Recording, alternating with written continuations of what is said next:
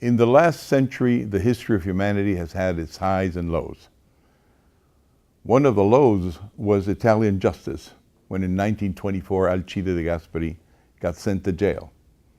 He later on became Italy's prime minister, but not after having fought against fascism, having been jailed and condemned by Italian justice. Obviously, it was the wrong thing to do, because Alcide de Gasperi went on to do some of Italy's major feats in international and national development. He created the European Union. He settled peacefully with his neighbors, and he created NATO and accounted for that for the safety of Europeans. Well, something similar has just happened now, and it's the year 2014. And a great man called Stephan Schmidheiny has been condemned by an Italian court for something he didn't do, for having done all the right things in life, and because that Italian court didn't see the context of what they were condemning. Stephan Schmidheiny is a Swiss industrialist who inherited, among other things, a construction material factory called Eternit and had investments worldwide.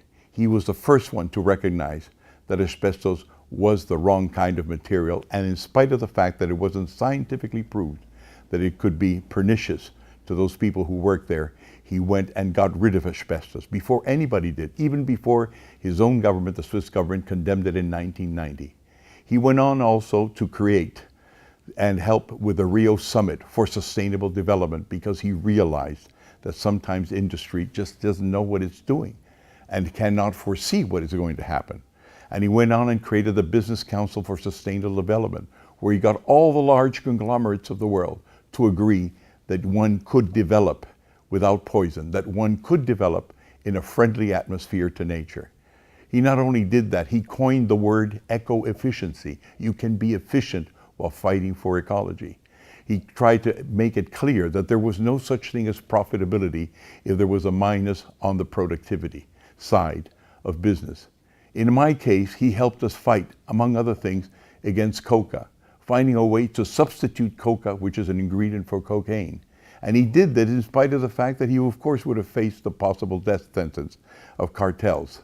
He went on to also, at the same time, to help us do things that cleaned the atmosphere, that helped development, and he didn't only think about it as green. He thought the sustainable always also meant having good law.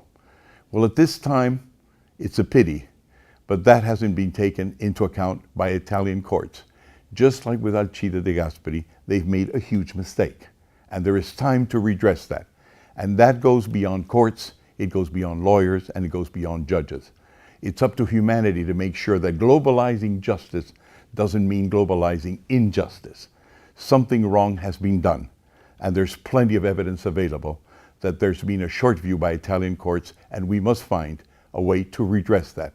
Because in this world of capitalists who have done the world wrong, and I can understand why everybody would be angry at capitalists and capitalisms, once the world sees, once in a while, even if a few times, a good capitalist, let's reward him, and let's not do the world a bad service.